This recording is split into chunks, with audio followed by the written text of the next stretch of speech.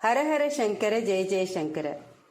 ஒரு சமயம் மகா பெரியவாளை தரிசனம் பண்றதுக்காக ஒரு பக்தர் வந்திருந்தார்.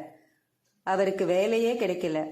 அவர் மகா பெரியவா கிட்ட, எனக்கு எல்லா தகுதியும் இருக்கு பெரியவா, ஆனா என் தகுதிக்கு ஏத்த மாதிரி வேலை கிடைக்கல, இதுக்கு ஏதாவது பரிகாரம் இருக்கான்னு கேட்டார். தினமும் ஸ்ரீராம ஜெயம் எழுது, கண்டிப்பா உனக்கு வேலை கிடைக்கும்னு பெரியவா சொன்னார். அவனும் நம்பிக்கையோட ஸ்ரீராம ஜெயம் எழுதினா. பெரியவா ஆசீர்வாதத்துல 2 மாசத்துக்குள்ள நல்ல வேலை கிடைச்சிடுது. அவனுக்கு 4 சகோதரிகள் இருந்தா 4 பேருக்கும் நல்லபடியா கல்யாணம் பண்ணி வச்சான்.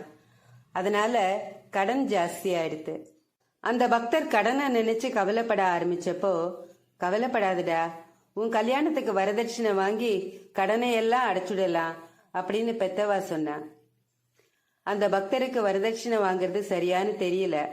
அதனால காஞ்சி மகா பெரியவா கிட்ட, சாமி எனக்கு என்ன செய்யறதுன்னு தெரியல, நீங்க தான் வழிகாட்டணும்னு சொன்னான். வரதட்சணை வாங்கறது தப்பு, வரதட்சணை வாங்க மாட்டோம்னு இளைஞர்கள் எல்லாம் சபதம் எடுத்துக்கணும். மீறி பெற்றோர் வற்புறுத்தினா அந்த மாதிரி ஒரு கல்யாணம் எனக்கு வேண்டவே வேண்டாம்னு சொல்லணும். இதுல பொண்ணுக்கும் பொருளுக்கும் ஆசைப்படக்கூடாதுன்னு சொல்லிட்டார். மகா பெரியவா சொன்ன மாதிரி வரதட்சணை வாங்காம கல்யாணம் பண்ணிட்டார். சொந்த உழைப்புல கடன் எல்லாம் அடைச்சார். இந்த மாதிரி பக்தர்களை பெரியவாளுக்கு பிடிக்கும். அவளை எந்த காலத்திலயும் அவர் விட்டு கொடுக்க மாட்டார். அந்த பக்தர் இருந்த வீடு மழை பெஞ்சா ஒழுகும். கூரையை மாத்துற அளவுக்கு அவர்கிட்ட பணம் இல்லை. இந்த நிலையில ஒரு பௌர்ணமி அன்னைக்கு வானத்தை பார்த்தபடி படுத்துட்டு இருந்தார். அப்போ இந்த வீட்டு கூரையை மாத்துறதுக்கு பெரியவாதான் அருள் புரியணும் அப்படின்னு நினைச்சுட்டே தூங்கிட்டார்.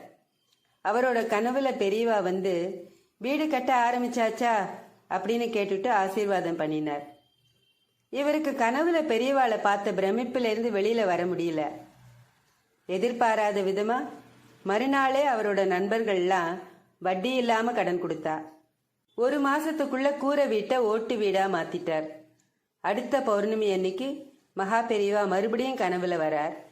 வீடு கட்டி முடிச்சாச்சான்னு கேக்குறார். மகா பெரியவாளோட அருள் இருந்தா வறுமையிலையும் நிம்மதி கிடைக்குங்கிறதுக்கு இந்த நிகழ்வு ஒரு உதாரணம்.